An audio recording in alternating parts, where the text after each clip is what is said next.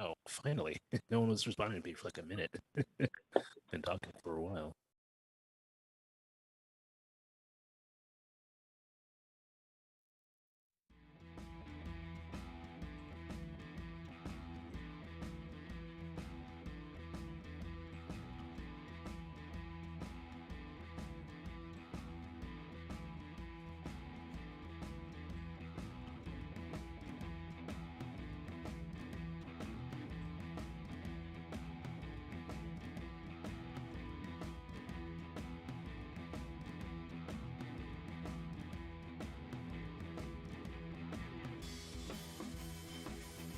And good evening, EA, Ryan Deegan, Old Man, and So Grim. How you guys doing tonight?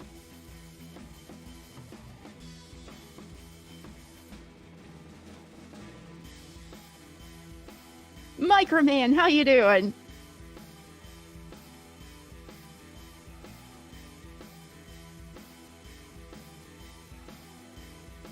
And Dave, good to see you again.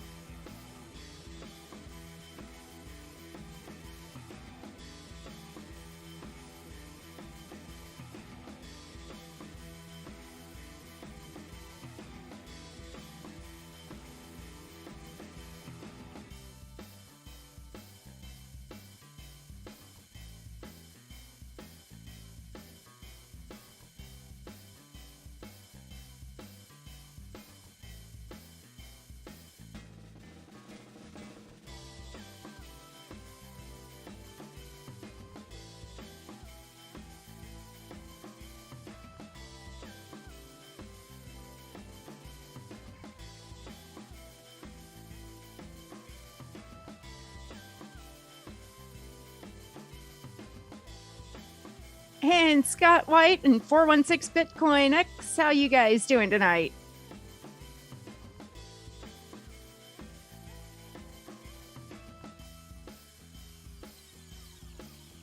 And Microman, when you coming over to grill us steak, huh?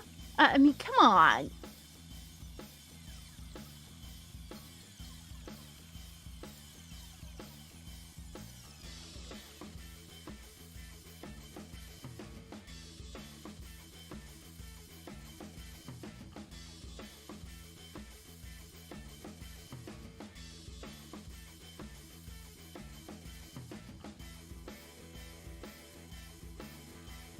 And Robbie Smith, how you doing tonight?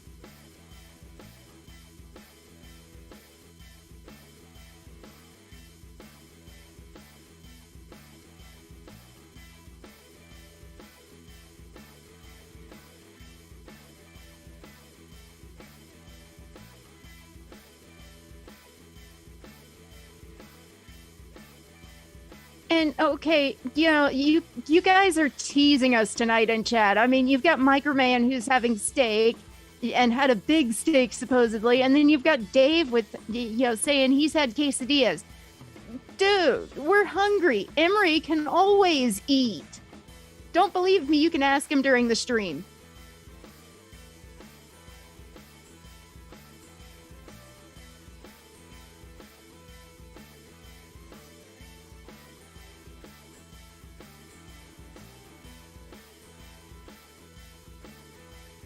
And Showtime Justy, how you doing tonight?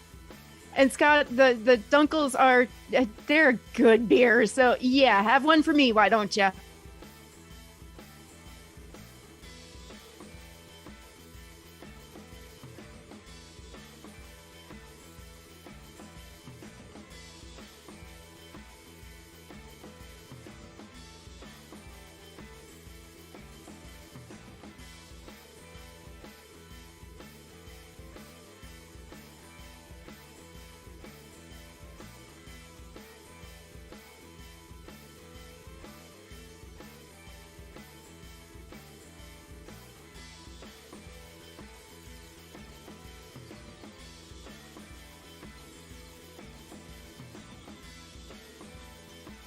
And Ryan, you have crumbs?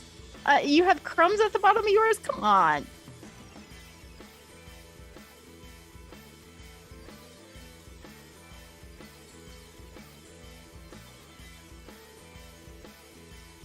And Toot, okay, where are my s'mores?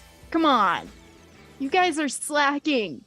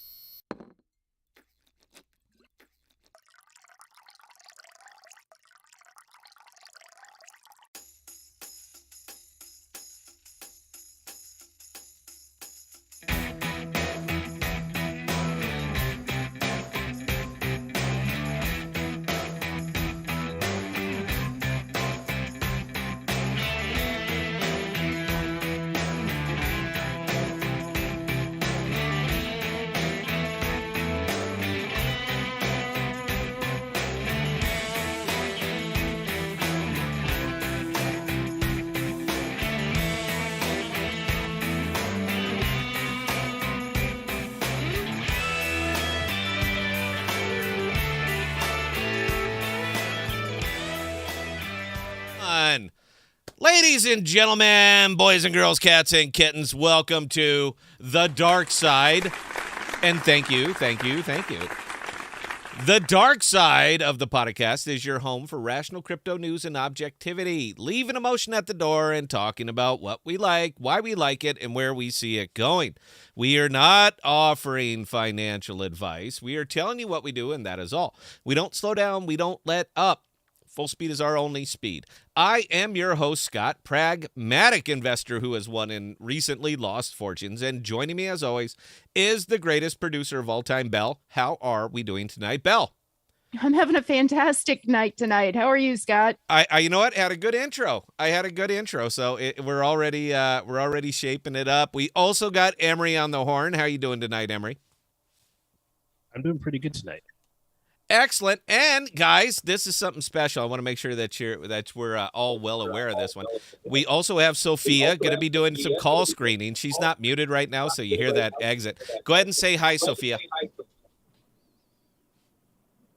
Hi, everyone. I hope you can hear me and you don't hear an echo. That's Sophia. So when you guys call into the program, that's the person you're going to be talking to. Here at the podcast, we have a tendency to talk about what others are not talking about and bringing the focus onto use case cryptos because, as we know, these are what drive the market and bring innovation to a world that desperately needs it. The status quo is no longer acceptable, and it's time for a technological revolution. Welcome to crypto. Welcome to the podcast. And thank you guys so much for joining us this evening. So, a couple things tonight, guys. The first, of course, is that we will be giving away one of the podcast thumbnail NFTs that were recently minted.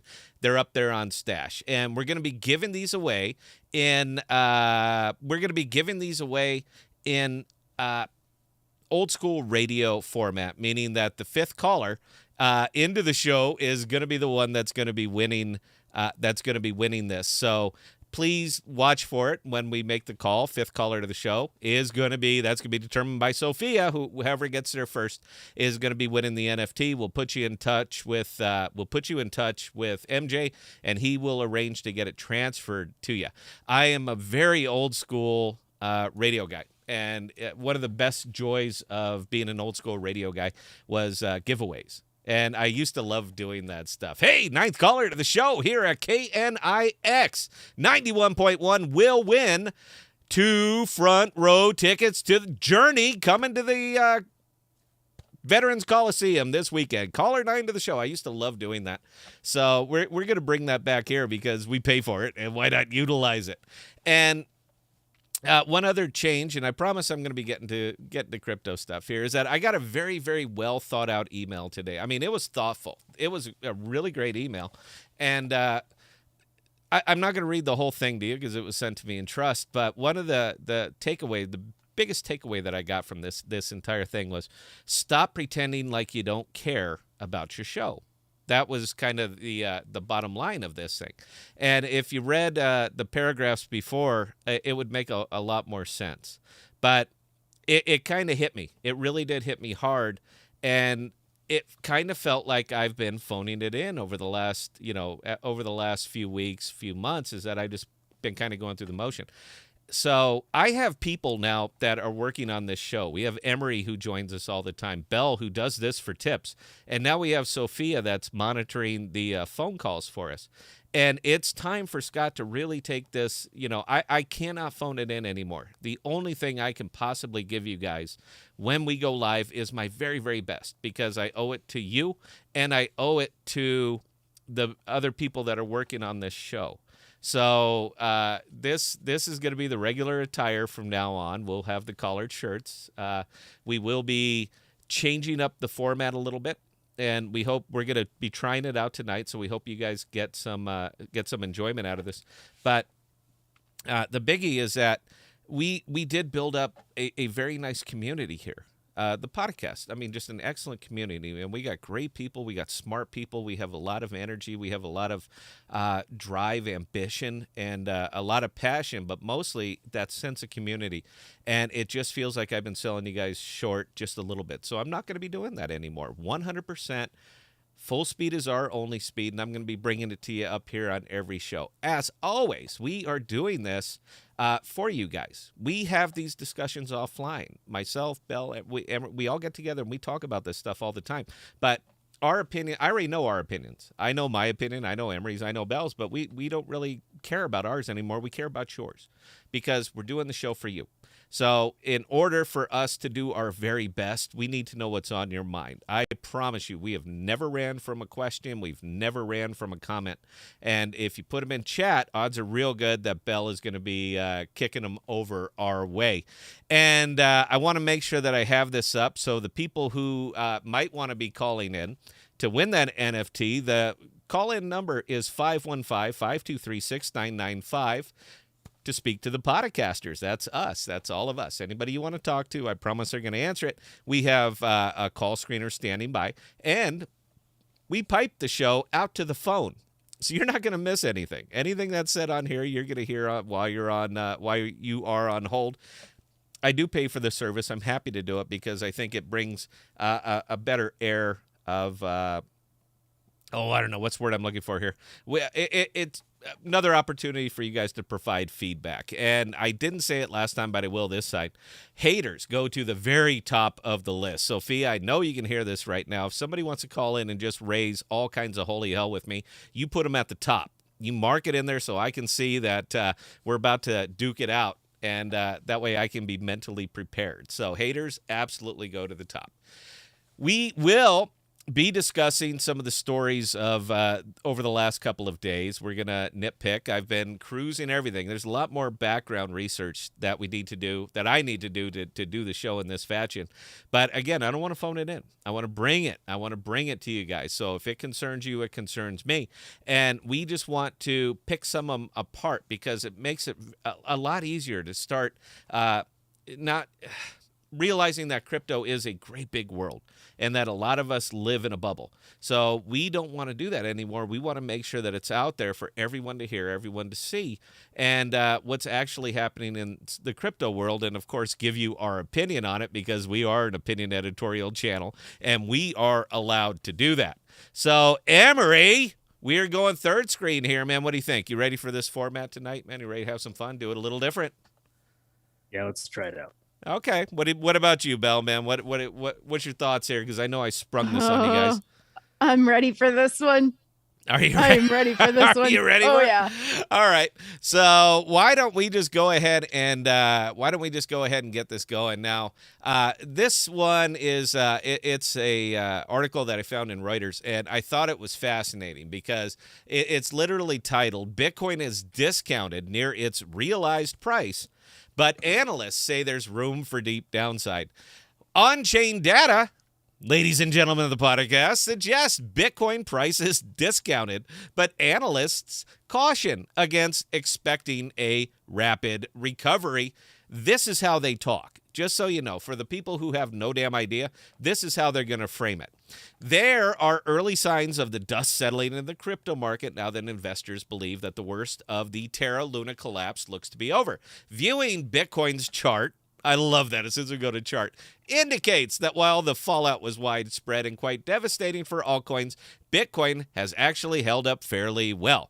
Even with the May 12th drop to 26,697, marking the lowest price level since 2020. Multiple metrics suggest that the current levels could represent a good entry to Bitcoin. Now, they always do this. They will constantly do this. And this is one of the things that I absolutely love about crypto, and particularly crypto analysts, is that they can never be wrong. I want you to listen to that article again, and if not, we'll link it in the, if you guys want to actually read the article, I'm going to create some extra work for Belle, so someone please tip her $1 tonight.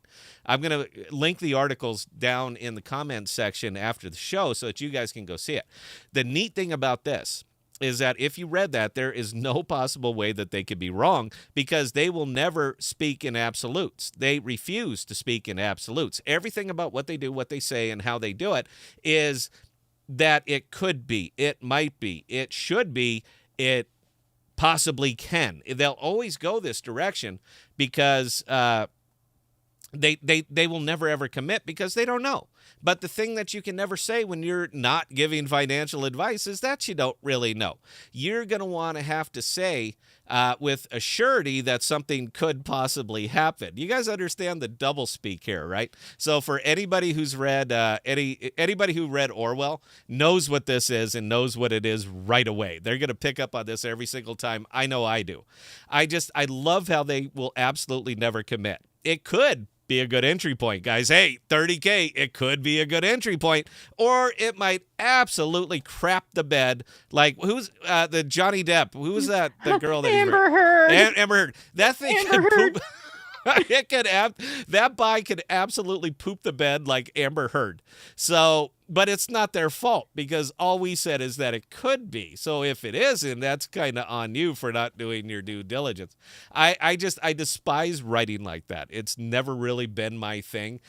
You know what? Pick a side. That's all I'm going to say on that one. Pick a side. If you're going to come up and you're going to be offering your non-financial financial advice, pick a side. Pick a side and do it on.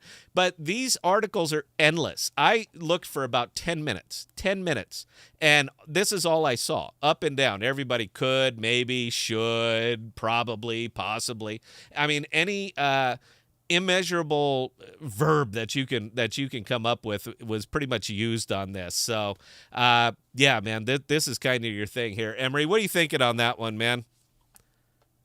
Yeah, of course they can't say it's going to go one way or the other, because they're not giving financial advice, as you said. But at the end of the day, it's also an opinion, because it's not financial advice. So, we're an op-ed channel, and they might as well be one. They're just not calling themselves one. Yeah, but the difference is that they get backed up by a big name like Reuters. So all of a sudden, well, you got to take them serious, man. It's Reuters. They would never ever, ever Amber Heard. So of course you're gonna have to listen. Have you had those? And because it's because they can get those sponsors. Have you heard that theory? And I don't know if it's actually been tried before, but I think it has. That a small group of monkeys can pick a random investment and come out about the same as a trained professional, and do about as well as a portfolio. Someone's been doing this for a very long time, right? So saying it's going to go up and down from a person who's read charts before, or a person who has studied finance, it may not mean so much, but because they've been put on this pedestal, it seems to mean more to people. Yeah, and that's just kind of how it's so frustrating. It is just so frustrating, because it is pure it's pure hyperbole. There's based on absolutely nothing. And hey, look guys, we have our very first I think random caller. So ladies and gentlemen, stand by. We're pulling him into the show now. Andrew, what can I do for you, sir? This is Andrew from Ohio. Andrew from Ohio, you are live on the podcast right now. Hey, Scott, how's it going? Hey, it's going wonderfully, man. What can I do for you tonight, sir? Love the show, brother. Appreciate it. I was going to ask, what's the best way to scalp amp? Oh boy, you're gonna Not so much when buy, when sell, but what exchange for someone new. It's like, say, coming off of Coinbase who's looking to venture out. You know what? You're going to see pretty good action for it, and I've had a lot of success over on Gemini, as a matter of fact, using their active trader. It's the volume is not as heavy, but so you're still going to have multiple windows open because there's an arbitrage thing that's going to be going on with anything that's being real heavily actively traded. But I did most of mine over on Gemini. It's always worked. You can do your filler kills, you can do your stop limit orders, so you can do everything on the Gemini active trader, and AMP exists there. So if that was a path that you were looking for, I would probably point you in that direction. I'd ask Emery on this one, but I know he does not. He doesn't go out doing the day trading thing, man. Look at him. You want to see? I wish he would, because I want his beard to be just as white as mine is. I think that would be wonderful. Do you got any thoughts here, Emery? Anything else for Andrew, or are you just deferring this one to me? I didn't actually hear the call, so I don't know. Oh, that's right. I didn't have B2 on. I'm sorry, man. He's talking about where's the best place to scalp amp. I'm sorry, guys. Technical issue on my side. I'll turn B2 on next time. Andrew, thank you so much for the call. I appreciate it, man. Call back anytime. You guys always have the number. So now he was asking, where's the best place to scalp amp? Where would you do that? I would say any centralized exchange that allows you to automate your trades, so you don't have to do it sit at your computer all day. Yeah. And like I said, Gemini was probably the one of choice for me. Coinbase, a lot of action over there, man. But yeah. So, I have to move that graphic up over here too. By the way, guys, anybody wants to call into the podcast, 515-523-6995. And you will be live on the podcast. So now this is interesting, because I was talking with MJ about this one, and we have been discussing this a little bit over the last week or so, ever since the Terra Luna thing. And that's Sophia put us on to something, a very different train of thought than I think either myself or Emery were going with. But NFT prices take a gut punch as the crypto bear market deepens. NFT sell volume declines sharply after Terra's blowup led to stablecoins dropping their peg, and Bitcoin's dip below 30,000 raises fear of a prolonged bear market. Without fail, crypto has a way of humbling even the most self-assured, and that's pretty much me. And this market is definitely not for the faint of heart. NFT investors have entered what appears to be a bear market, and the recent chaos is also impacting community morale. Now, we were talking about this before, Emma. We were talking about this last week, and it was Sophia was the one who put me onto that train of thought of it's not a terrible place to store your wealth if you were going into the NFT world right now, because what you're using to purchase the NFTs, like if you're using Secret on Stash, it's amazingly low right now. I mean, it's below, I think it's at or below, a little bit below $2. So what you were using to purchase your NFTs right now, when Secret recovers, even if you sold it for the same price, you're basically scalping. You are literally scalping NFTs. So I'm not really in that NFT world, but I know that you've kind of been successful at it, Emery. So what are your thoughts on that, man? Is the NFT market really taking it in the kidneys here, or what? Honestly, right now, I think not many people are buying NFTs. So maybe it's a good time if you have the extra capital to grab a few that you like, and if you're interested in selling them, that's a great idea right now. But from what I understand, the NFT market has kind of quieted down a little bit. Yeah, and that's just it, man. People don't have luxury. Anytime the economy starts to rumble, man, luxury items always go first. And NFTs are more, in my opinion, and again, I don't know the market, man. So if you're a huge NFT guy, please don't take anything I say with a grain of salt. But they are effectively luxury items. So when the market really goes, man, people just don't have that amount of loose cash that they can go ahead and dump on luxury items. There's not a lot of people buying Rolexes right now. There are not a lot of Ferraris being sold. So yeah, and NFTs considered that they could, and I know they're not, man, but they could be kind of more or less classified as a luxury item. Then honestly, it's kind of neat because we're starting to see legacy patterns showing up over in the crypto world, and that includes buying and purchasing luxury items, things such as NFTs. So I think it's interesting. But if there's anybody over in the audience that is hot and heavy in NFTs, man, I'd love to hear some feedback on this. I'd love to hear what you guys are thinking about this one. And to nobody's surprise whatsoever, I found this one on the Wall Street Journal, as a matter of fact. Do Kwon, everybody knows Do Kwon. He's our favorite guy right now, has been summoned to a parliamentary hearing following UST and Luna crash. Representative, I'm going to butcher the name, guys, please excuse me, Yo Chang Won noted that Korean exchanges each reacted differently to the crash, and he wanted both Do Kwon and the exchanges involved summoned to learn more details.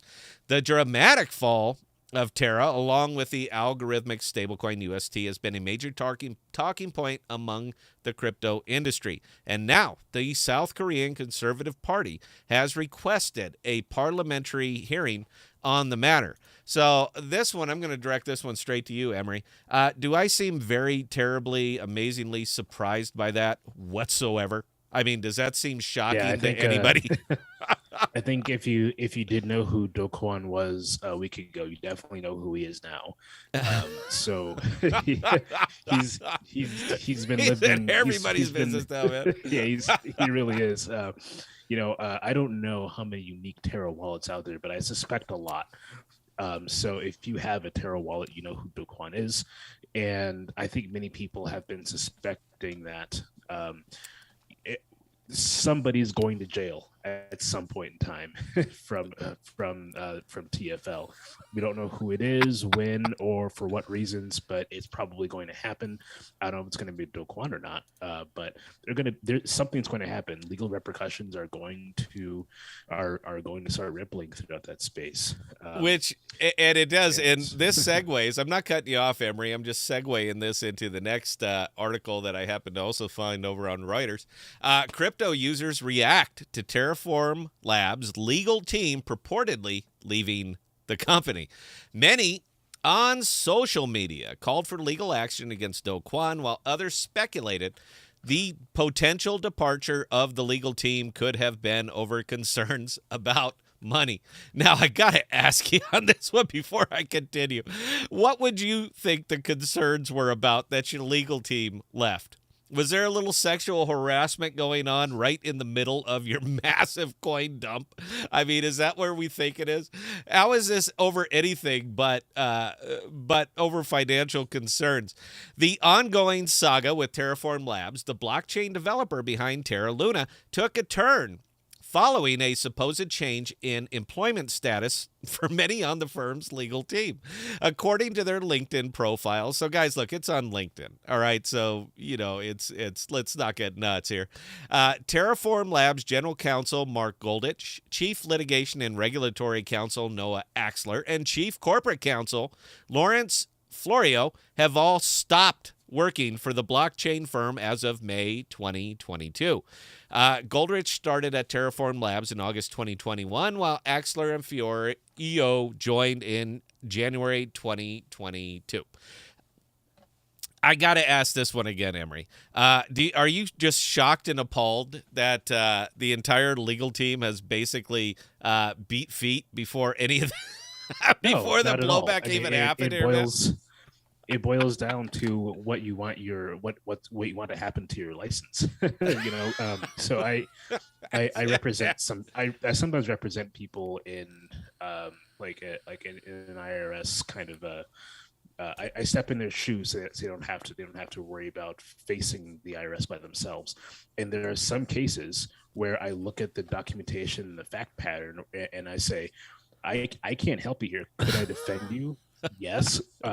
Will someone with more pay than me eventually say, have you taken your last year's ethics classes? And I have to step away because I can't do that. And I can only imagine that those lawyers are going through something similar. I wouldn't want that kind of liability. I wouldn't want to defend. I don't know what they're defending, but it's probably something that they can't either morally or ethically do, and I wouldn't want to be in their shoes trying. I would step away before I even tried. Well, the funny thing is that these are the guys that know everything. They know everything. They know page one and they know the end. They know everything that happened here. So the fact that they're gone, that they no longer represent Terra, it comes as no surprise. They don't think they have a case. No, there is no case. They know, man. They're literally going to get up there, and they're going to end up being Pinocchio. People are going to ask them questions. Well, I wasn't aware of that. No, we had no knowledge of that. No, we never considered the risk of this. What are you going to do, man? You're going to walk up there and absolutely step in it. I mean, as soon as you get up in front, man, you're done. I mean, this is it for you. So unless you are, amazingly compensated for the fact that you are throwing away all of your credibility, your career, everything that you've worked for your entire life is gone. Mm-hmm. So unless you were powerfully compensated, man, you got no choice here. You gotta run, man. This is like testifying against a spouse in a case like this, man. So no, this is another one that color me not surprised. We've just maybe started seeing OJ's lawyer. Maybe some Johnny Cochran. That's what we need. I'm giving that up for Every. The round of applause for Every, man. We need Johnny Cochran up there. If the crypto don't fit, you must acquit. That's going to be the Johnny Cochran, Johnny Cochran defense, man. But no, anybody who steps up to represent this is just done. How about this? What do you guys think? Belle, we've been talking way too long and not taking any questions or comments. Serve it up if we have any. All right. Oh, we've got quite a few comments and a few questions scattered in. So Vi, right before the show started, after that whole Luna thing, I'm so poor I can't even pay attention. Vi, are you Scottish? Is that a Scott? Is that a Scottish thing? I wasn't even aware of it. They're so broke they can't afford to pay attention. And you did it with a little bit of an accent. So we'll give the round of applause to Belle. Thank you. Belle, please carry on. Scott White, waiting a few weeks on the USD Osmo so I can afford burgers and brats. Is that what it is? Guys, come on, man. We got to pull ourselves up, all right? Look, it happened, and it's not going to unhappen. This is a bell that cannot be unrung. So you're either down or you're done. If you're done, yeah, do whatever it is that you do now. But if you're just down, then you look for ways to recover. And you guys, look, we're hitting some news articles, but we're talking about money here, man. You know this is what we do. And I'm going to walk you through the wallet. I'm going to start showing you my recovery. I'm going to talk about the craziest damn thing that I've ever done in crypto, absolutely ever done in crypto, and I started doing it today. I'm intrigued to see how this works out. I'm going to talk to you about it. Belle, please carry on. All right, Toot. Last time we pivoted the format, we started learning about Adam and Osmo. I'm listening. Is that what it is? Toot, this is just breaking it out a little bit more into the whole big wide world. The member streams and all that stuff are where we're going to be focusing on a lot more of the behind-the-scenes stuff, meaning breaking it out, showing you the who, what, when, where, why, and how. We're still going to do it here, but just, not so much. So, we're going to try it. We're going to see how it works. If it broadens our minds, makes the show better, we will certainly continue on. But you guys are the ones who are going to give us the feedback on that. So we'll see how it goes, and it's going to, of course, be completely up to you. Belle, please carry on. And Robbie Smith, who also dropped a $5 super chat on the channel. Yay, thank you, Robbie. You've always done a great job with the show. You guys are the best. Nick's and Veterans Coliseum is in Phoenix. Were you in radio there? I might have been in radio there. And it's funny that you know KNIX and that Veterans Memorial Coliseum. So yeah, I'm not saying that docks me. I'm just saying I'm familiar with the Southwest. How about we put it there? Belle, please carry on. Microman, it's no coincidence that the first part of the word analysis is anal. Anal is just about right. But how cool of a job would that be, guys? Think about it, man. It's like being a weatherman. You can be wrong always, and people don't blame you. You know why? Well, it's the weather, so you get a pass. What are you going to do? Sometimes it rains, sometimes it doesn't. They can't always get it right. Crypto analysts and financial analysts get this same kind of just broad reach, and everybody's just okay with that. If I called it wrong every single time, everything that I was doing was dead wrong, nobody's watching the podcast, all right? Nobody's tuning in here at all. So some of us can't miss that much. Nobody gets it right every time, but you guys never get it right because you never commit. You never pick a side. At least pick a side. You know what? Who's that Jagoff? What's his name? Emery, Michael something or other, the Bitcoin guy.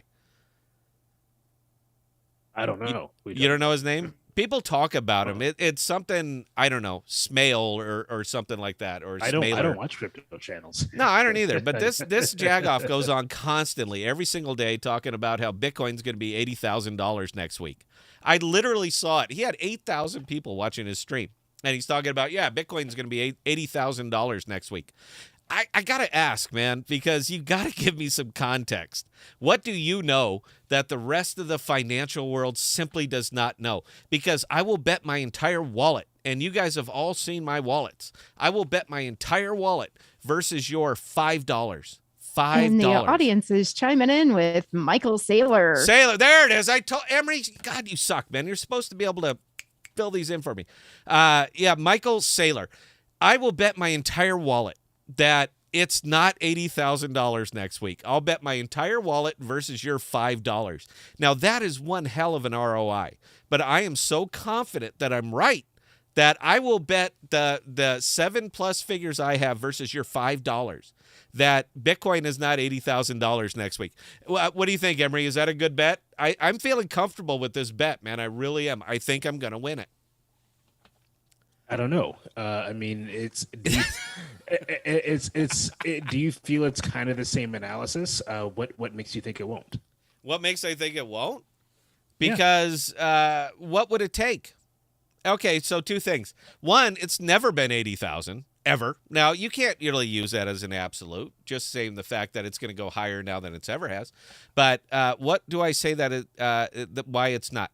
Because institutional money is compressing right now. If you've been following the Dow Jones, and I do every single day, oil's down, gold's down. I mean, for God's sakes, dude, corn is down. And when food is down and everything else is going down, it suggests a recession. When you are talking about a recession, the same reason that the NFT market is taking a gut punch right now, Bitcoin for institutional investors is a luxury investment. It is. I know we never say it, but that is a luxury investment. That's not a staple investment. They don't go out of their way for this. This is if you're up and you have a little bit extra, throw it into Bitcoin. There is nothing I'm seeing in the legacy markets anywhere on the planet that suggests that hardcore institutional investors have a lot of luxury cash right now that they can just take a chance in Bitcoin with. I'm seeing nothing like that. Now, if you are, and I'm missing it, please tell me what they're invested in that they suddenly have all of this extra money, because I want to be invested in that. But I'm not seeing that. Tech stocks are down, commodity, everything is just down, down, down. So I don't see that because there is nothing that would support it. There is nothing I can see in the legacy world where the bulk of the capital lives that would suggest there's enough luxury cash to shovel it into Bitcoin to raise that thing to 80,000. So I think I've added some context to why it won't go there. I want to hear Michael Saylor's context to why it will, because I never seem to hear that with any kind of specifics, aside from, well, people like it. Well, no, everybody knows. Aside from propaganda, I never see any particular context on something like this. So, yeah, there you go, Emery. Have I made my case now? Do you feel better about my answer? I don't know. I would probably contest that crypto is a luxury item. Okay, give me some. Tell me why. Well, and I'm not. Wait. Let me caveat. Let me frame my answer a little better. Not crypto. Why is Bitcoin not a luxury investment? Why is Bitcoin specifically not a luxury investment? Yes. Tell me why Bitcoin is a necessary investment. Well, there aren't. It's not a hard spectrum like that. It's not either it's luxury or it's not. There's a sliding scale there for what's luxury. For I guess there is an economic definition of what is a luxury good, right? Sure. And investment does not fall under that category for several reasons. Yeah, and I'll give you that, man. But again, we're talking about people that only know Bitcoin. We're talking about legacy investors who their complete knowledge of Web3 and blockchain is Bitcoin. They know nothing else. These are the same people who know Bitcoin but don't know what the hell Ethereum is. So in that case, for these investors, the people who have that kind of money, I would absolutely argue that that's a pure luxury investment for them. Pure luxury investment. What's interesting is that you're right. During recessive, these are called business cycles, as economists put it. They're business cycles. Yeah. And you're right. During recessive periods, stock market and investments contract, but only among certain economic statuses. Actually, what's interesting is that. I would say about 5% of the global population, you will see that investments actually rise dramatically during recessive periods or business cycles. And I'm starting to think, as I've been doing more research over the last week, because this Luna crash has really just gotten me reading every possible thing I get my hand on when people do things like this. That guy bought, a lot of Bitcoin, like a crap ton of Bitcoin. He did, and he spiked the market. He spiked the market. You have to wonder where that came from, because no one just holds that much Bitcoin. It's insane. No. So like, I kind of wonder. I wonder if that 5% that I'm talking about, those people are just starting to eat Bitcoin up, and I wonder if it'll actually expand the Bitcoin market in the next, several months. I have to kind of think that way, because not only is Bitcoin becoming more popular and more money is actually pouring into crypto, despite the fact it's contracted a little bit on a grand view.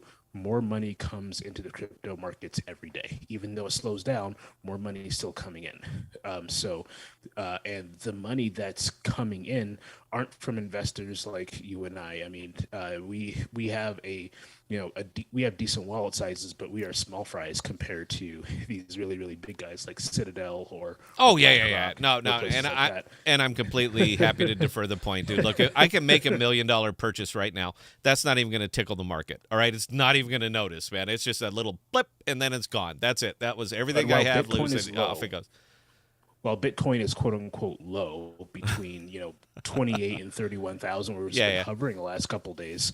I believe that that small group of people who think Bitcoin is low and who think it could go much, much higher in the future are going to be just eating it up over the next couple months. And again, man, I think that'll line up our time frames, man, because I'm saying August, September. Exit polls start coming out. It's going to be a red wave, good for the market. It doesn't matter if it is or not. People believe it is, and that's what matters. So, no, I think the time frames are going to align, because I noticed a lot of people are talking August, September, and I'm thinking August, September, probably for different reasons. Next week, no. There you go. That's all I wanted to get out of you, Emery. Just sometimes just give me the benefit of the doubt. Meteorological event that's going to happen in the next week where Bitcoin that would be just absolutely incredible, man. All right, guys, so for the first time on the podcast, promised we were going to do that, and we're going to do it right now. We are giving away with a value right now of, I think, about $85 to $90. We are giving away one of the recently minted Podcast NFTs. We are giving it to the fifth caller at 515-523-6995. So if you are interested and would like a free NFT, even the transfer fee, everything's on us, guys. You get the NFT. It's our time, our dime. Fifth caller at 515-523-6995. Speak to Sophia. And the fifth person to call in is going to get the NFT. If nobody calls in, I'm going to be very, very disappointed, but I'm going to keep it. So there you go, guys. 515-523-6995. Fifth caller gets it. So we're going to talk just a little bit. I'll tell you what, man. We're going to go to some money thing right now real quick. I have some more stories I wanted to ping on, but we are still more or less a money channel, so I thought it'd be fun to talk about some of those things. So, guys, I did not blow this up on over the videos, man, because I've been kind of staying away from it, even though I'm a very strong believer in this particular one. So Osmosis was kind enough to bring us over several new stablecoins over into Osmosis. Now, I like it here because most of my money is in Osmosis, and it's very, very easy for me to manipulate Osmosis. But as we've discussed, and we're only looking at Osmosis proper right now, guys. We are not looking at anything else. So, one they brought over through Axelar, who's just been killing it, by the way. Brought over Wrapped Ethereum. Now, I like Wrapped Ethereum because you guys hear me off and on that I don't care for Bitcoin that much. I don't hold a lot of it, but Wrapped Ethereum, big fan. I'm a big fan because use case. And the fact that Ethereum runs with Bitcoin, it makes it real easy for me to take this one and manipulate it and do everything else with it. So I happen to like that they brought it over. And by the way, Axelar has been killing it. They did what they said they were going to do. It's been fantastic. But they also brought over several new stable coins for us. So I'm going to go to the bottom. And the first one that we're going to be looking up here is DAI. Now, you guys see that I have some balance in there. I've been playing around with it a little bit because even on my video today, I talked about it. I'm going to be diversifying my stable coins. We have to diversify everything, and in this case, we're going to be diversifying our stable coins. And I'm going to be putting some in DAI. The bulk of it until everything else comes over is probably going to be USDC, which you can see, if I can even see it here on my screen. I love this one, by the way, guys. The 142,000 UST I have sitting there that is now worth $33,000. And I'm going to be talking about what I'm going to be doing with that, I assure you, because I'm doing something just, it's as outside of the box as I've ever been. But the USDC, I love that they brought USDC over here, but I want to talk about where I consider something just incredibly valuable right now. But it's one of these that you got to hit it early. Like anything else, you have to hit it early. So this pool right here, I'm just absolutely gulping up pool number 704. It's the APR is just absolutely incredible on this one right now, and I'm in recovery mode, same as everybody else. I consider it of critical importance right now to acquire tokens. Any way that you can acquire tokens, it becomes very, very exponential as we press on to acquire tokens right now without pulling capital out of your pocket. This isn't a matter of buying the dip. This is a matter of putting your tokens to work smartly so that you can acquire more tokens for the fixed amount of capital that you happen to have. So this pool right here, 704, man, I'm just absolutely digging on this thing. And I'll tell you flat out, most of my APRs and rewards are going to be pouring into this. Because with the APR where it is right now, and that's not going to last, by the way, guys, this started out at 1,500. It's already down to 440. But even at a single-day bond on this, 224.56% paid out in Osmo. And you can see that I have them all over the place. So I liked the pool over on Rowan, and I liked the pool here. I have the two big pools that I have over on SIFT right now are Rowan USDC and Rowan Ethereum. These will be my largest pools over here, with the difference being that I'm paired with Osmo as opposed to being paired with Rowan. It's nothing against Rowan. I'm just more comfortable over on Osmosis. So when I can get these kind of returns over here, I assure you that I will be over here. I see nothing but... there's no way to do this without making it sound like financial advice, guys, but I see nothing but upside on this. I really see nothing but upside. So... yeah, this is one that I'm going heavy in. Just wanted to let you guys know, and I wanted to let you guys know why. Ethereum is going to run with Bitcoin. Osmo, I consider it exceptional. Obviously, man, it's at pretty much its all-time low, but it is also right now running up and down with the moderate changes in Bitcoin. So when these go, they're going to go together. And when they do that, my impermanent loss is just shrunk down to nothing. So I'm a big fan. The other one that I'm loving over here, of course, is USDC Osmo, because I will always try to pair with the stablecoin, but I'm going to be breaking this out even further, guys. I'm going to be pairing this with USDC Osmo. I'm going to be pairing it with DAI Osmo. You can see that right there. Similar APRs, even though USDC is going to just plummet, because right now it is the hot stablecoin of choice. It's backed by Circle Group. Circle Group was pretty much the people who wrecked Terra Luna. They're not going to wreck their own product unless this this is the greatest coup in the history of crypto. And if that's the case, yeah, that's going to be kind of none of us are going to see it coming either. Dude, nobody would see that coming. That's what I'm trying to say, man. Nobody would see this shit coming. It would be incredible. Me and Emery were talking about this. We were like, you know how you shut it down is make people shove everything into USDC and then crash USDC, because USDC is also crashable. The thing that we have to remember about these things, guys, I'm going to the big screen so that everybody sees me right in my eyes here, is that these are stable tokens, but they are also crypto. And any crypto, we just found this out, man, any crypto can go to zero. And I am looking at the call queue right now, and I think I'm not sure if Sophia's having some trouble with this or not. I see plenty of callers. If you bring me up, Sophia, the one that was caller number 5, and just put in the notes it's caller number 5. You guys will absolutely get the NFT, but I need to know who's who in here.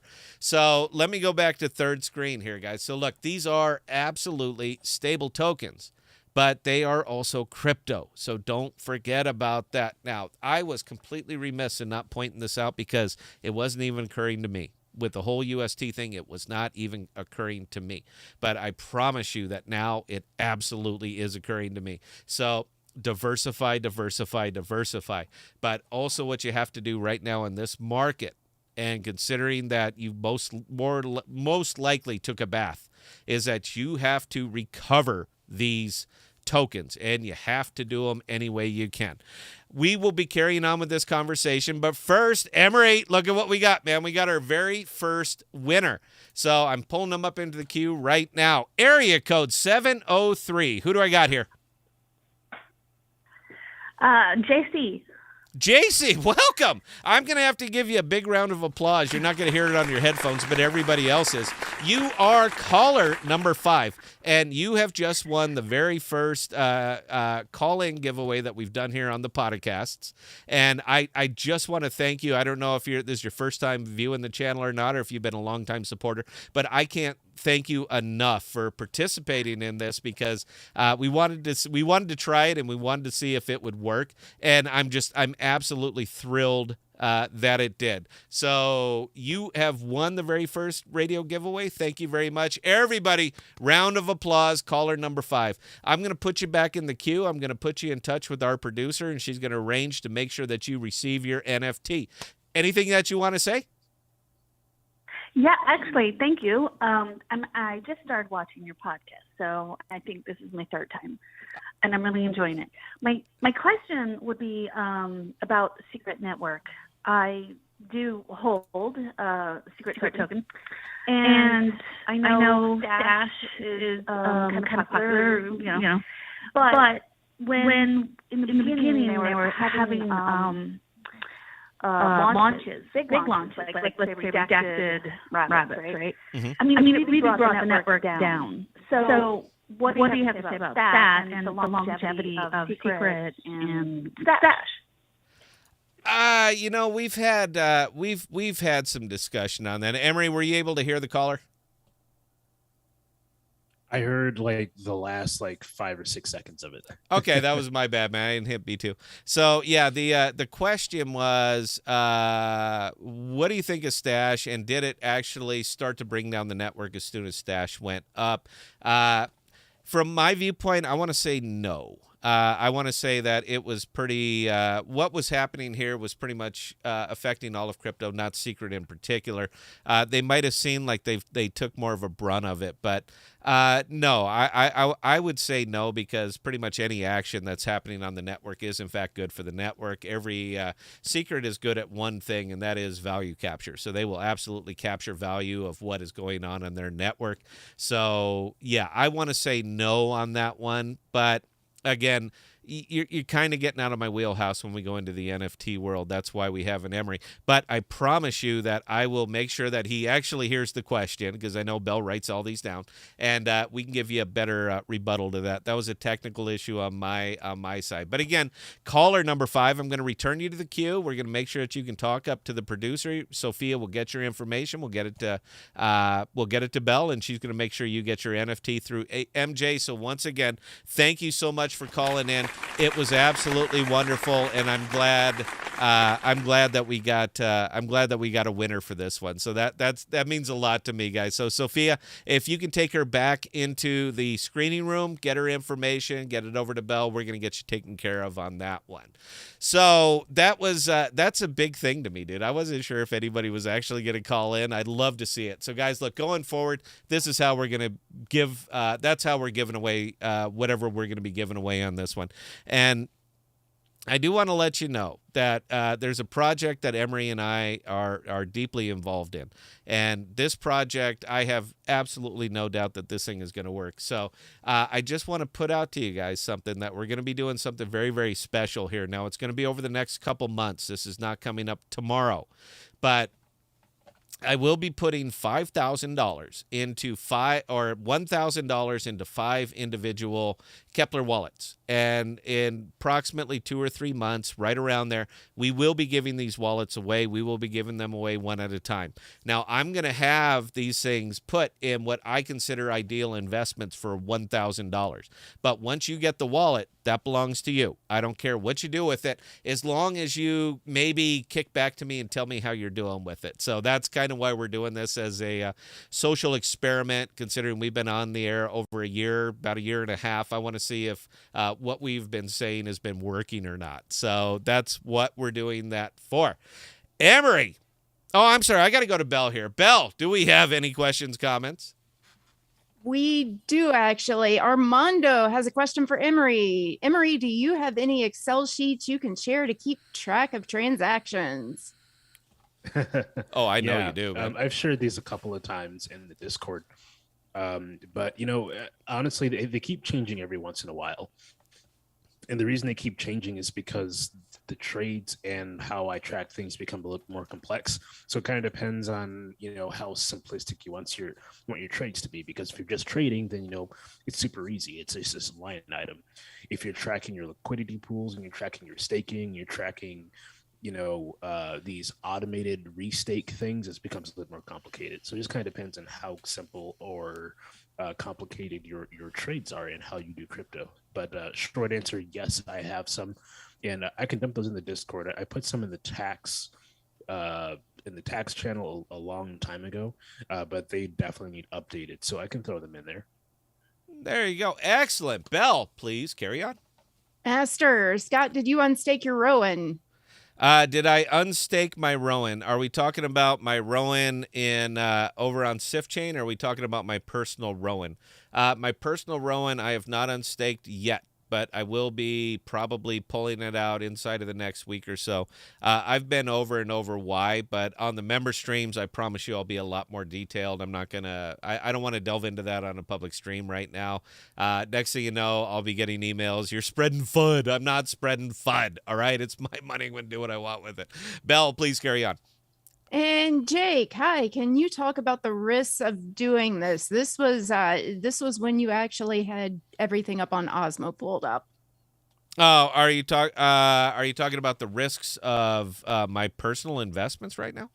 Look, man, if you go into any LP is risky. Doesn't matter what it is, man. As soon as they tell you there's zero risk to this LP, I tell you right now they are not telling you the truth. All right, there is always going to be risk to LP, and there's always going to be risk to investing. Absolutely. But I will fall back that, boy, I didn't want to do that one either, Bell. I'm happy to talk. You know what? I'm happy to go. How about this?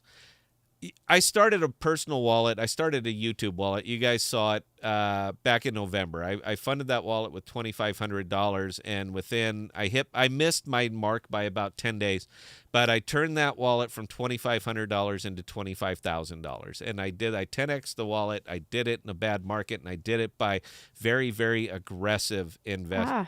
And Jake is actually clarifying by saying risks of staking when they're offering 400% plus. Oh, over here? The only reason that I'm comfortable doing it here is because I know Osmo. I know what it is, and I have a pretty good idea what they're doing right here. All right, they are absolutely going for value capture. The USDC DAI, and when Frax gets pulled over, which I think it will, Emery, by the way, Frax is going to get pulled over to Osmo proper. The reason that they're doing this is because with the failure of UST right now, people are looking for stable coins. They're looking for options. Fool me once, shame on you. Fool me twice, shame on me. And I don't think anybody's going to be fooled twice on stable coins. So there is an absolute reason that up until now, the only thing that existed over on Osmo was UST. Now we have USDC, we have DAI, we have Tether, we have Frax, we have a multitude of stable tokens that are coming over here. So they are heavily incentivizing these pools because they have to build up liquidity in these pools. It is literally costing them money right now for us to so aggressively put our money into this because they need the liquidity because they're looking 3 months down the road, 6 months down the road, 9 months down the road. This is not a knee-jerk reaction. This is a business decision, an absolute business decision. As they continue to onboard more L1s, and there are at least 12 that I can think of off just right now, 12 additional L1s that are going to be onboarded to the IBC over the remainder of the next year. When you do that, you are getting investors that up until now, all they knew was the L1 that they were on. They didn't know anything else. And now they're coming over to the IBC. And when they're over here on Osmosis and seeing this, you have got to give them choices now. And I personally believe that any DEX that does not host multiple stablecoins now will be judged as that. Because they're going to, if something gets wiped out, if Tether gets wiped out, which if any of them was going to get wiped out, I would say DAI or Tether. Emery, back me up. Which one do you think is the most vulnerable stable token? And then I'll finish my thought. I definitely go with USDT for sure. USDT, Tether. So any DEX that only has one single stable token for their investors to utilize on that DEX is going to be judged if that stable token fails. Now, up till now, it's nothing we even considered. But now that we've seen it, you have to offer multiple options for this. Osmo jumped all over this. I could not be any happier with what they did.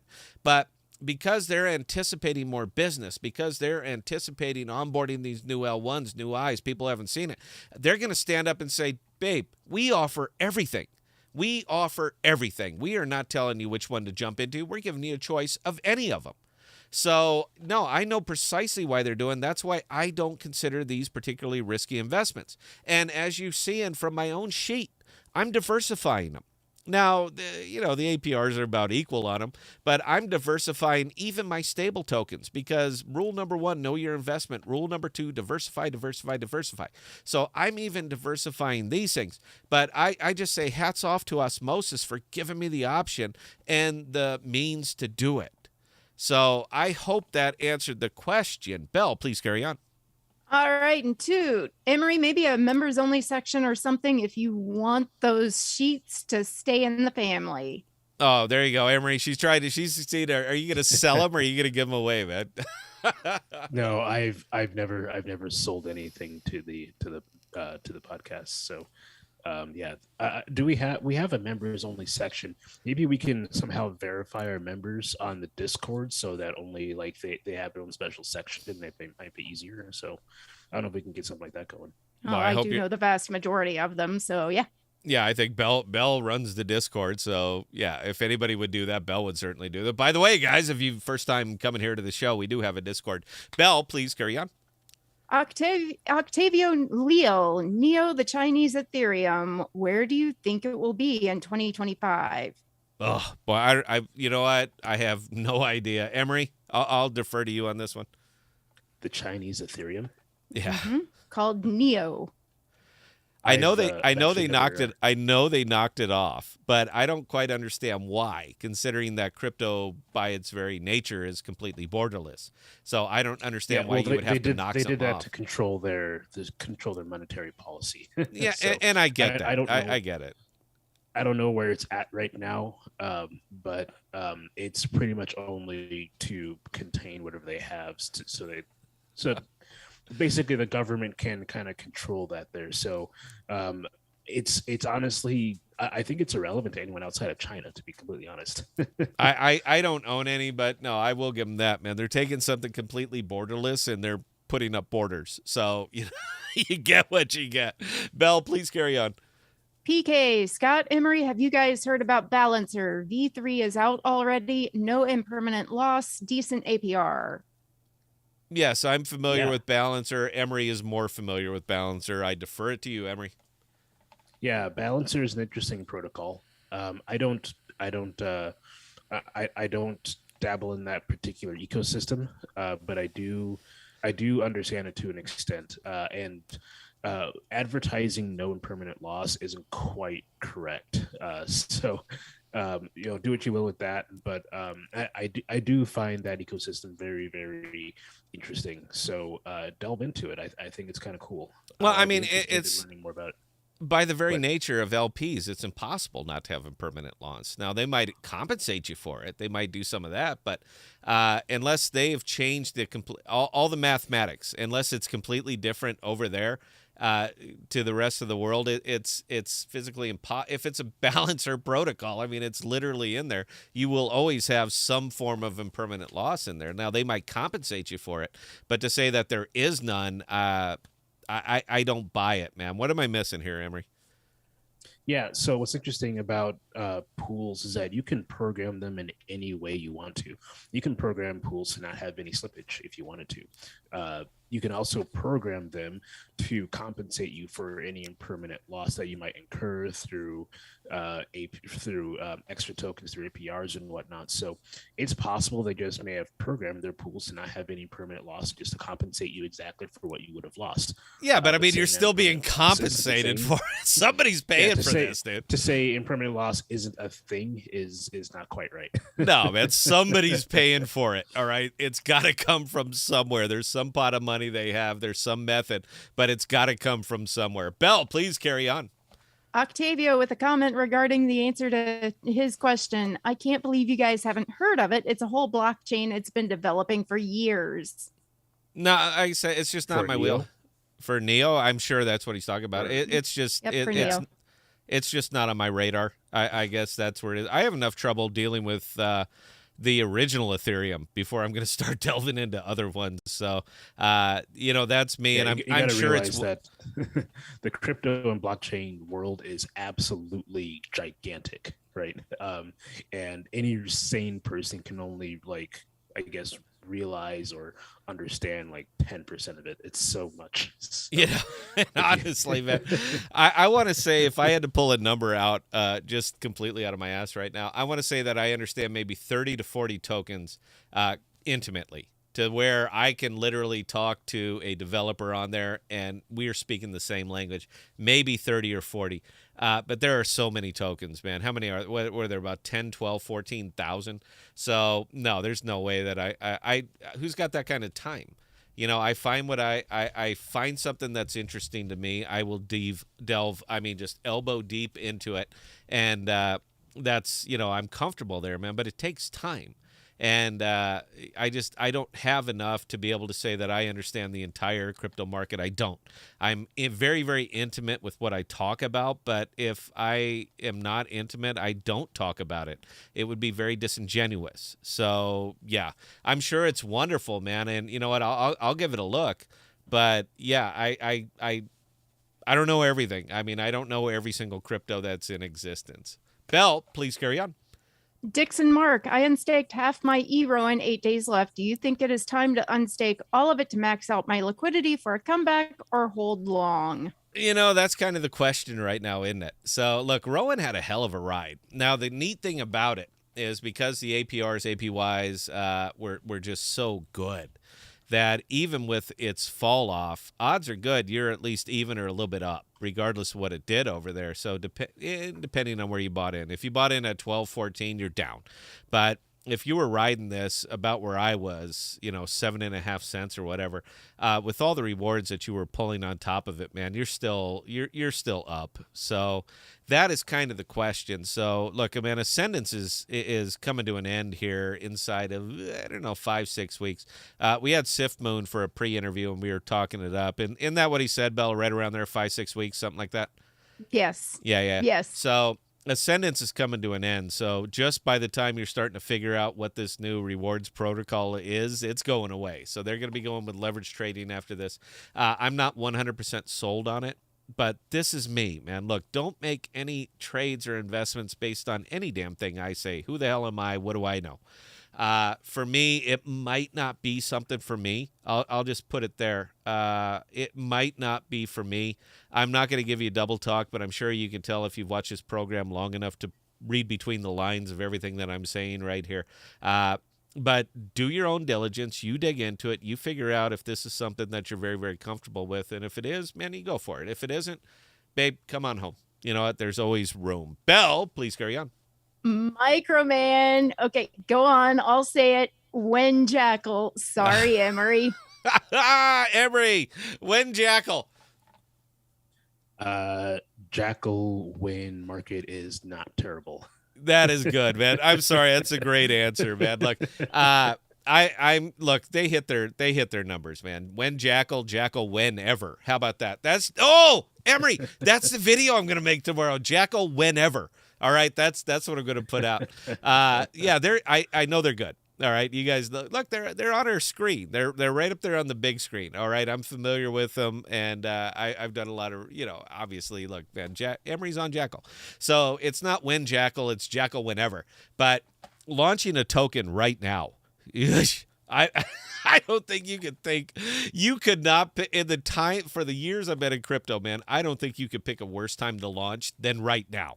So please, as somebody who plans on really profiting on Jackal, man, don't launch it yet. It ain't time. All right, right now is not the time to launch, man.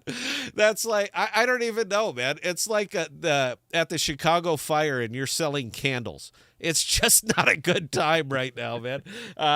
We appreciate it. We all like candles, but maybe not now. All right, we don't need them right now. So please. And, trust me, there's no one who wants to launch this more than me. But we have to have a little bit of temperance, as Scott said. If we launch it right now, everyone, I don't know about you guys, but I've taken a beating over the last week or so I'm a little poor, so I could buy Jackal if I wanted to. So no, I'll tell you what, man. I'll trade you 1-to-1 all the UST I have left for your Jackal. I'll do it on a 1-to-1 trade, man. Talk to Patrick. He might be interested in this, dude. So I'll take, we'll call it the UST savior is Jackal. We will trade you 1-to-1 Jackal for UST equivalent. So I'll be all over that one, man. Belle, please carry on. Octavio, any update on AMP token? AMP token. It's man, there's no way. That's a hole. Every time anybody asks me about AMP anymore, we're absolutely digging me a hole. Now, the good news is that AMP, as a community, really didn't give a damn what I say anymore, so I can effectively say anything that I want. I don't know, Scott. I think they care a lot about what you say. No, they don't give a shit, dude. They don't listen. They talk about you a lot for someone who's. Why is that? I gotta ask for people who just immediately dismiss anything I say about it. Why do you talk about me on that forum so much? You know what it is? It's that guy Pampening that he used to come on 24 cents by November. Don't you worry. I have it on good authority. I'm having dinner with Tyler right now, and he says 24 cents by November. Once all that, crap played out, it's kind of funny because he just disappeared, man. He's just gone. So I think they need a new pariah, and I don't know. Maybe I'm it. AMP is what AMP is, man. Look, it ain't changing. It's theorycraft. All right. That's really what it is. We've had some good discussions on this stuff. It's a product that is built for a market that doesn't exist. So it's great to be early, but this is ridiculously early because who are you marketing it to? And I thought it was kind of funny that so many people over there were dancing on the graves of UST when Eli went on to the Twitter space and he said, we see our primary market as stablecoins. Well, the biggest one in the market just died.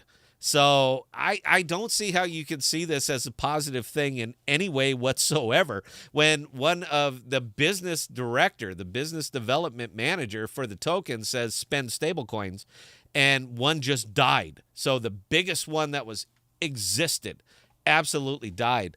It's kind of hard to polish that turd right there, man. I mean, they're not interested in the technology, interested in the token. So well, I get that, man. But the token, it's a use case token.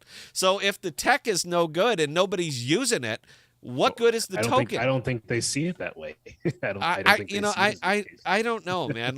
But look, it's a use case token. Read the white paper. All right, it is absolutely a use case token from its inception. As people use the network, they are paid a fee to use the network. The network itself takes that fee, goes to the open market, purchases AMP directly from the open market, and distributes it as staking rewards by its very design.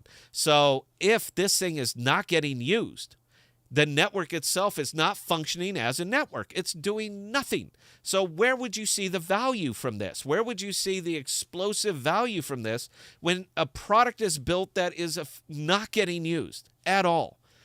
And you know what? Everyone keeps saying, what's going to set AMP off? As soon as Flexa posts network usage, that is the time. If you want to know when the time to buy, wait till Flexa posts network usage and you see, yes, it's actually being used. That's a pretty good time. Now it's not so theoretically early. Now it's just a little bit early. But until you see that, man, there's a reason they're not posting those numbers.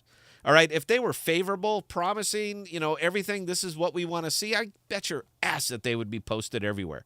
But if they're not, it's not, well, we can't do it, it's business. There's none of that crap. Come on. You're selling a product. You're in the public realm. You are everywhere. So information that can be released should be released. And, so there you go. That's all I'm going to do and talk about the AMP. Belle, please carry on. We are over time, Belle. So let's lightning round what's left here. Just one more question, and it's a funny one from Jake. Are you actually the actor from the horror films by Rob Zombie? Which one? I guess if you say Captain Spaulding, I'm going to be very disappointed, man. By the way, guys, like this is Captain Spaulding right here. No, I'm not the actor from the Rob Zombie horror films, but I would have loved that because I absolutely admire Rob Zombie. I like everything he does, like his music, love his movies. So yeah, I'd be thrilled with that. All right, guys. Thank you so much for joining us tonight. I just want to ask you guys, and I would love your feedback. Please send me your feedback if you can. Right here, Scott@ThePodocasts.com. You could copy Bell@ThePodocasts.com. And we're using an old backsplash, so you can't see Emery@ThePodocasts.com, but I assure you that it's there on the one we're using right now. I just want to know if you guys like this new format or not. If you did, thank you so much, and I promise we will continue to bring it to you because I enjoyed it. So if you like this and you want us to carry on, I promise you we will. If you would like us to pivot and maybe do something different, you know what? Let me know on that too. Again, we do this for you. We actually have a fully functional team. We take calls. We are giving away NFTs now via old school radio. I that makes me so happy that worked. So look, man, what you guys want to the format you guys want us to deliver this information in, we're more than happy to. I had a ball tonight. I don't know about Emery, I don't know about Bell, but I had an absolute ball. It really made me dig in. I wish we could go 2 hours. I really do. But again, I'm not paying these guys, so I can only claim so much of their time. So with that, guys, I'm humbled. Thank you so much. Emery, 60 seconds, man. Take it away. Yeah, I think this was a pretty good experiment. I think it worked really well, and I'd be excited to continue doing it this way. Taking calls is, I like the personal questions and the connections you get with the podcast members and anyone who calls in. So I definitely enjoy it. So yeah, I'd say continue doing it. And Decentral is coming up here in a couple weeks. So we'll be there. Jackal will be, and Scott will be hopefully streaming from there. Is that right? Hopefully. Yeah. So please catch us there in a couple of weeks. Mark the dates from the 6th to the 9th of June. So please be aware of that. Also, if you're in Texas or want to go to Texas, Jackal has given you promo codes to the event.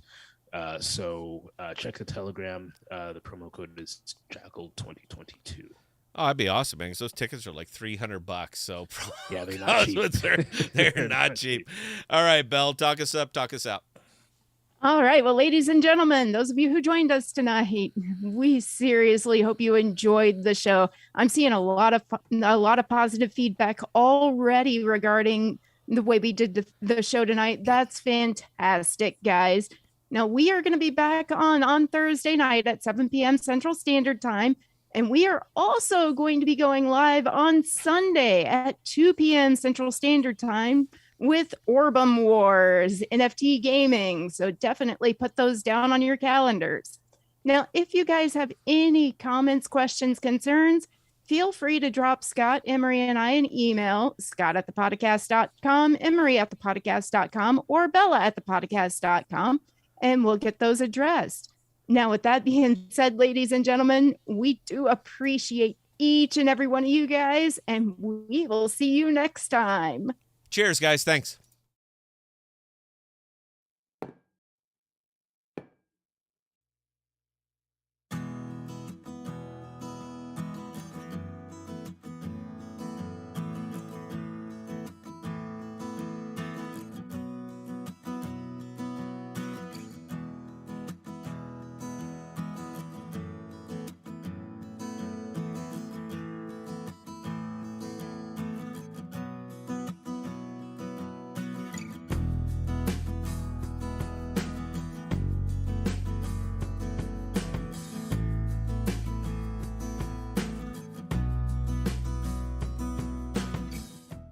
We are dropping new videos and podcasts every Sunday, Tuesday, and Thursday. And be sure to look for us on Instagram, Twitter, and Parler at ThePodocasts.